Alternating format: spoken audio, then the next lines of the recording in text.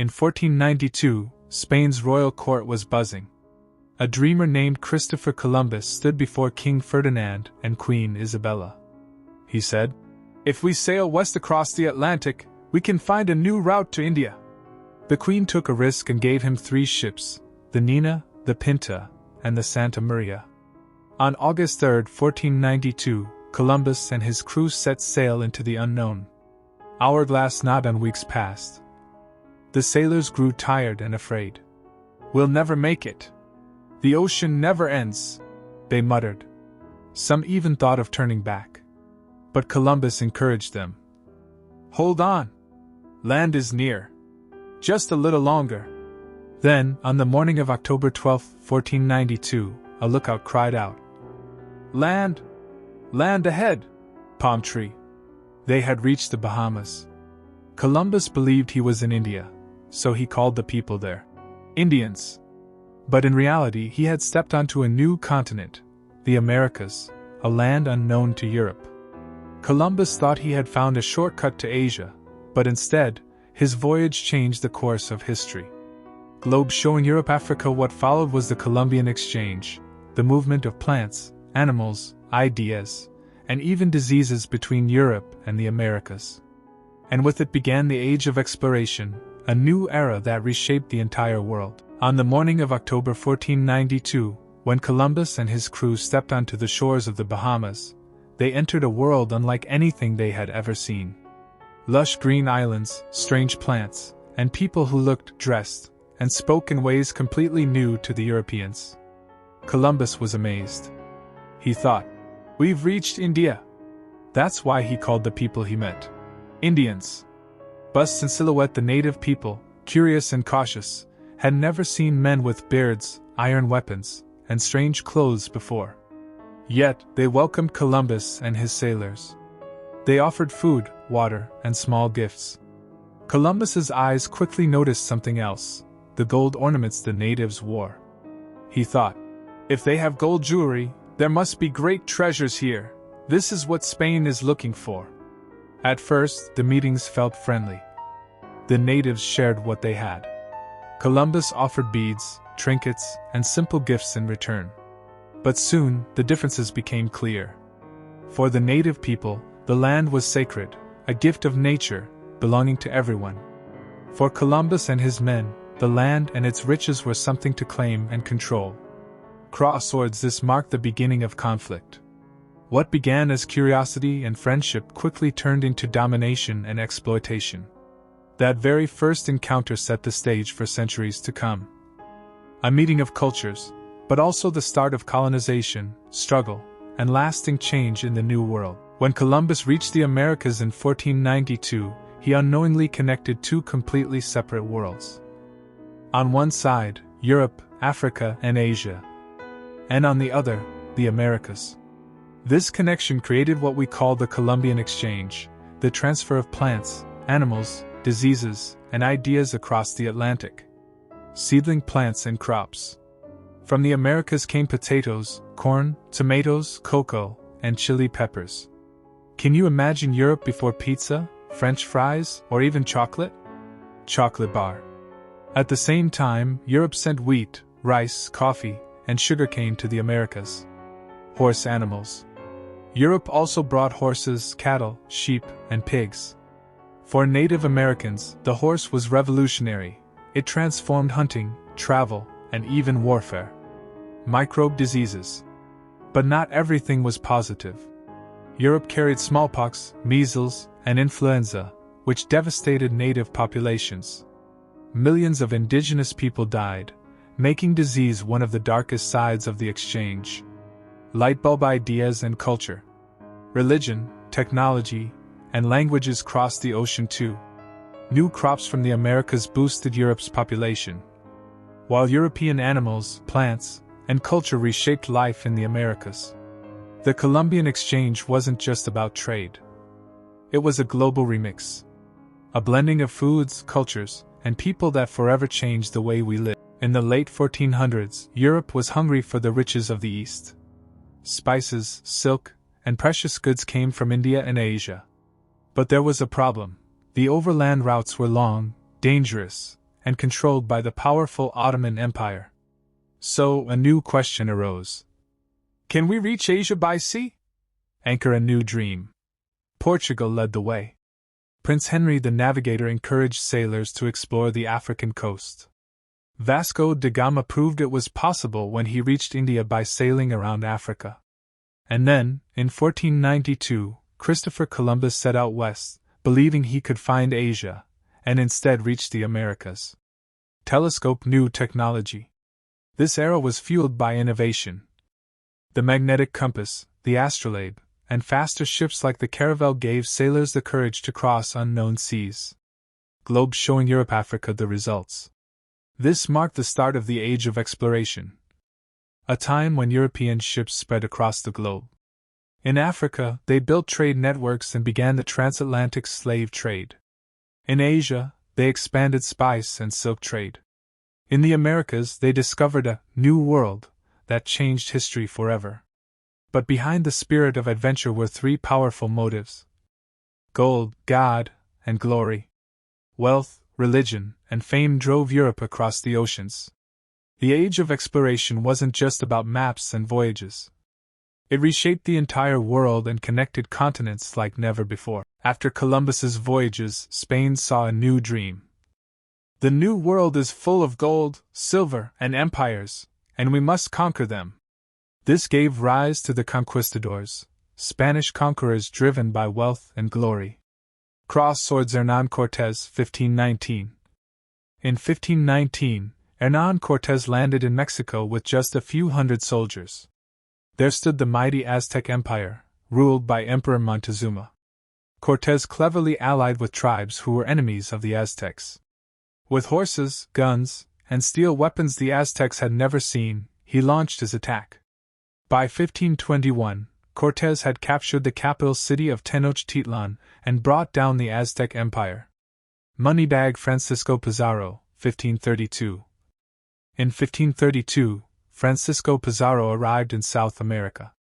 There, he faced the powerful Inca Empire, ruled by Emperor Atahualpa. Through deception, Pizarro captured the emperor. Even after the Inca offered gold and silver for his release, Pizarro executed Atahualpa and seized the empire. Globe showing Europe-Africa the impact. Spain became the richest power in Europe, flooded with New World silver and gold. But millions of native people died, through war, enslavement, and deadly diseases. The Spanish conquistadors were more than just soldiers. They symbolized greed, ambition, and conquest. And their victories reshaped the history of the Americas forever. In the 1400s, sailing across the ocean was a gamble. Sailors often got lost because they had no accurate maps or tools to guide them. But then came a series of new technologies that opened the door to the Age of Exploration. Compass. The compass. Originally from China, the magnetic compass became a sailor's best friend. For the first time, navigators could know their direction even when the sun or stars weren't visible. This tiny tool gave them confidence to cross endless oceans. Telescope. The astrolabe. Borrowed from the Arab world, the astrolabe allowed sailors to measure the height of the sun or stars. With it, they could estimate their north-south position at sea. Suddenly, sailors had a sense of where they were. In the middle of the ocean. World map. Portolan charts. Sea maps. New maps appeared, called portolan charts, showing coastlines, harbors, and even wind directions. With these, sailors could travel farther and more safely than ever before. Sailboat. The caravel ship. At the same time, a new kind of ship was born, the caravel. Light, strong, and with triangular sails, it could even sail against the wind. For the first time, ships could venture into the open ocean, not just hug the coastlines. Globe showing Europe-Africa the result. These innovations gave Europe the power to explore the world. Vasco da Gama reached India by sea. Columbus crossed the Atlantic and linked Europe to the Americas. Other explorers began mapping the globe. A simple compass, an astrolabe, and new maps. These were the tools that turned the world into a truly global stage for the first time in history. After Columbus's voyage in 1492, European powers realized the world was full of untapped wealth, gold, silver, spices, and new trade routes. Soon, Spain, Portugal, England, France, and the Netherlands raced to build colonies across the globe. Desert island in the Americas.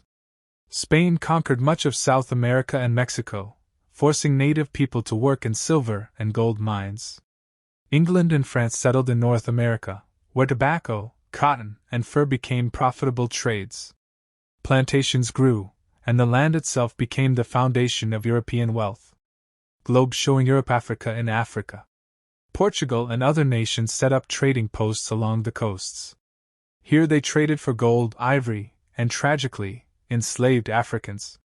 Millions were captured and shipped across the Atlantic to work on plantations in the Americas. This became known as the Atlantic slave trade. Globe showing Asia, Australia in Asia. Portugal and the Dutch reached India, Indonesia, and China. They traded spices, silk, and tea, often using force to control markets. Companies like the British East India Company and the Dutch East India Company didn't just trade, they began ruling over regions and shaping politics. Light bulb the outcome. In just a few centuries, small European kingdoms built massive global empires. The Americas gave them land, crops, and precious metals. Africa provided labor and resources. Asia offered spices, luxury goods, and trade power. Europe grew rich and powerful, but this expansion also brought suffering, displacement of native peoples, the horrors of slavery, and exploitation of local communities. These colonies laid the foundation for the modern global world we live in today. When Europeans set out to explore the world in the 1400s and 1500s, they discovered new lands, riches, and trade routes. But there was also a dark side, the rise of slavery on a massive scale. Globe showing Europe, Africa, how it began. European powers like Portugal, Spain, England, and France needed workers for their new colonies in the Americas. Plantations of sugar, tobacco, and cotton required huge amounts of labor. Instead of paying free workers, they turned to slavery. Anchored the slave trade. Traders captured or bought Africans along the west coast of Africa. They were packed into ships under brutal conditions, hardly able to move, starved, and chained together. This journey across the Atlantic was called the Middle Passage, and millions died before even reaching the Americas. Desert island in the Americas. Those who survived were sold in markets and forced to work on plantations or in mines.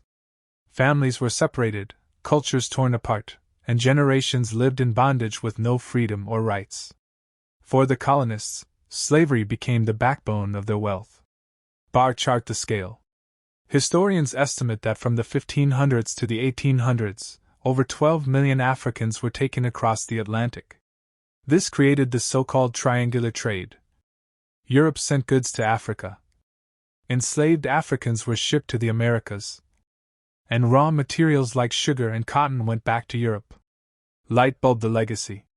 The Atlantic slave trade made Europe rich and fueled its empires. But for Africa, it caused devastation, loss of people, destruction of communities, and centuries of suffering. In the Americas, it left a deep scar, shaping societies, economies, and racial divisions that are still felt today. The age of exploration opened new worlds, but it also showed humanity's darkest choices, where profit was valued more than people. When we think of the discovery of the New World, most people think of Christopher Columbus. So here's the question: if Columbus made the famous voyage in 1492, backhand index pointing right, why isn't this land called Columbia? Why is it called America? Globe showing Europe, Africa. Enter Amerigo Vespucci. Amerigo Vespucci was an Italian explorer and mapmaker. About a decade after Columbus's first voyage, Vespucci sailed to South America. While Columbus believed he had reached Asia, Vespucci realized something shocking. These lands were not Asia at all, but an entirely new world.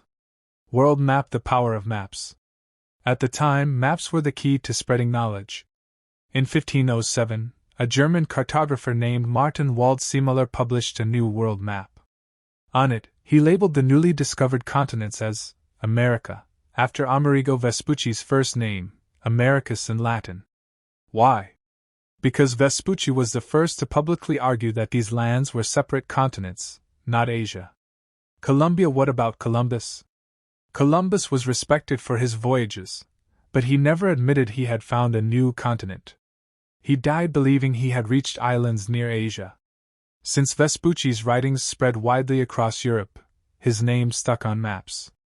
Open book the result. By the 1500s, mapmakers across Europe started labeling the continents of the New World as America. Over time, the name became universal. Centuries later, when English colonists declared independence in 1776, they called their new nation the United States of America, cementing Vespucci's name forever in history. Light bulbs, so why not Columbia?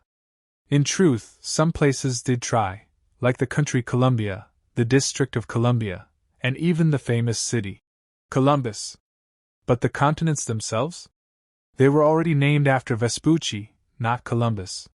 And that's why today we live in America, a name born not from Columbus's voyages, but from Vespucci's insight that the world was bigger than anyone had imagined. The age of exploration, beginning in the 1400s, changed the world forever.